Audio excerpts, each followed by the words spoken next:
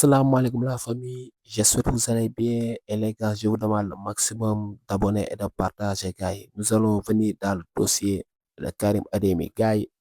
Adeyemi a un accord entre Barcelone mais il reste que le billet maintenant entre Dortmund et FC Barcelone gars. Gars, Flick, autant Adeyemi xam na ko parce que Flick gars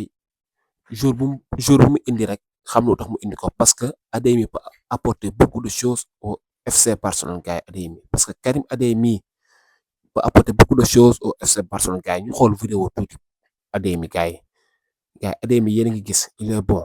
offensivement il peut day percuter tamit gauche droite day dem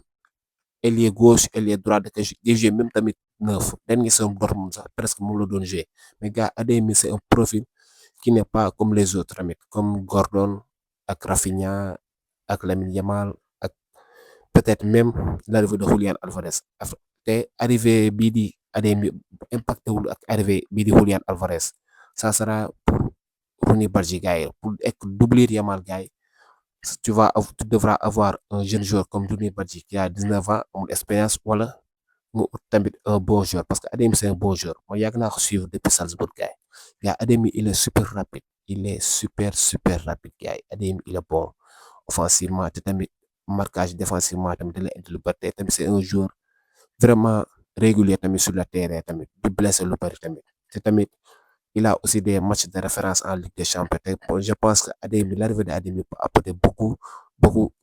de fraîcheur dans l'attaque de FC Barcelone des fois parce que tu pourras mettre toujours Rafinha, Lamine Yamal et Gordon non parce que Adeyemi c'est un joueur aussi qui peut être des fois titulaire tamit waaw bu kenn blessé wala tamit il peut même être il n'est pas venu sax en tant que remplaçant tamit il peut même être titulaire à la place de Gordon su fekkee Gordon tamit doxul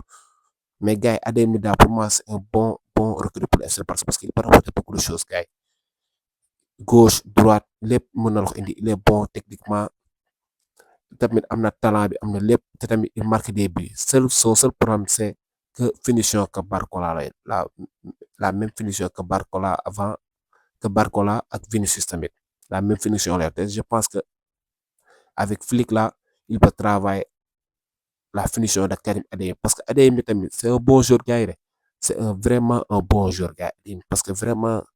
képp ku yàgg di seetaan Dortmund Bundesliga da nga xam ne Adeyemi joueur bu baax la gars yi parce que Adeyemi lépp loo bëgg su terre da la wax day def marquage day def lépp te tamit c'est un joueur discipliné tamit tactiquement ak lépp te Flick xam lu tax mu andi ko xamoon na ko parce que yoroon na ko équipe bi nga xamante ne mooy Allemagne yoroon na ko Allemagne parce que Flick du jël joueur u nii mukk au hasard parce que joueur bu mu bëgg te l'arrivée de Adeyemi seetlu na comme Gordon dégg ça veut dire Flick cherche de la vivacité ak l'intensité parce que Flick joueur bu mu bëgg Barcelone ba léegi nii yu mu bëgg gars yi andeeguñu ko presque Olmo sax laajuñu ko tamit Olmo bi nga laaj Olmo bi sax moom laaju ko moom presque comme genre il a dit tamit daaw il avait besoin d'un bon gardien te gardien bu mu soxla am na ko tamit moom la am muy Juan Garcia am na ko te tamit Flick man gëm naa ni jour yi mu soxla bu nga ko joxee rek ça peut apporter beaucoup de choses beaucoup même de choses au FC Barcelone parce que Adeyemi c'est un bon